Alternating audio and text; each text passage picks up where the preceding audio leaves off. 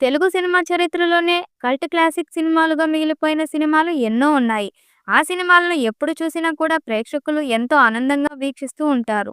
తమ జీవితాలలో భాగమైపోయిన సదరు సినిమాల్లో ప్రేక్షకులను ఎంతగా ఆదరిస్తారు అంటే మళ్ళీ మళ్ళీ చూసి తరించిపోయేలా వారికి నచ్చుతాయి.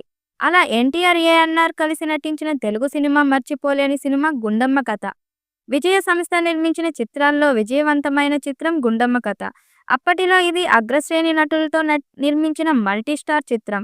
ఇద్దరు పెద్ద నటులు ఉన్నా కూడా సినిమాలోని ఒక క్యారెక్టర్ పేరు మీదుగా టైటిల్ పెట్టి సూపర్ హిట్ కొట్టడం విశేషం. గొప్ప వైవిధ్యం, హాస్యం, సంగీతం ఈ చిత్రాన్ని అద్భుతమైన విజయాన్ని అందించాయి. 1962 జూన్ 7న ఈ సినిమా విడుదల కాగా విడుదలకు ముందే ఎన్నో విమర్శలు చెలరేగాయి.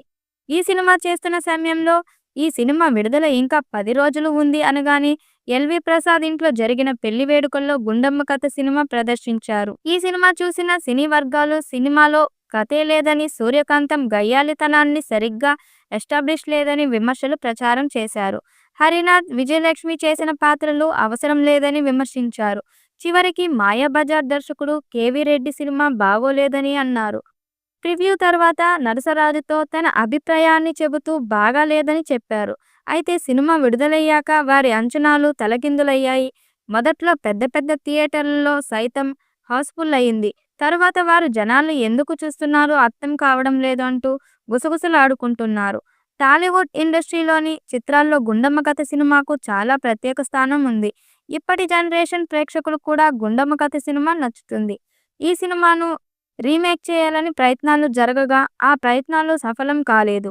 అయితే నాగచైతన్య, జూనియర్ ఎన్టీఆర్ హీరోలుగా ఈ సినిమాకు తెరకెక్కించే ప్రయత్నాలు గతంలో జరగగా ఆ ప్రయత్నాలు వర్కౌట్ ఆలేదు. విచిత్రం ఏమిటంటే ఒకప్పుడు ఈ సినిమాను బాలకృష్ణ, నాగార్జున హీరోలుగా రీమేక్ చేయాలని ప్రయత్నాలుగా జరగగా ఆ ప్రయత్నాలు కూడా సఫలం కాలేదు. ఇప్పుడు మళ్ళీ మరోసారి నాగచైతన్య, ఎన్టీఆర్తో 'గుండమ్మ కథ' వస్తుందని ఫిలిం సర్కిల్లో వార్తలు చక్కర్లు కొడుతున్నాయి. ముఖ్యంగా జూనియర్ ఎన్టీఆర్కు ఇప్పటికీ 'గుండమ్మ కథ' సినిమాల్లో నటించాలనే కోరిక ఉంది. ఈ కోరిక నాగచైతన్యకి కూడా బలంగా ఉండటం విశేషం.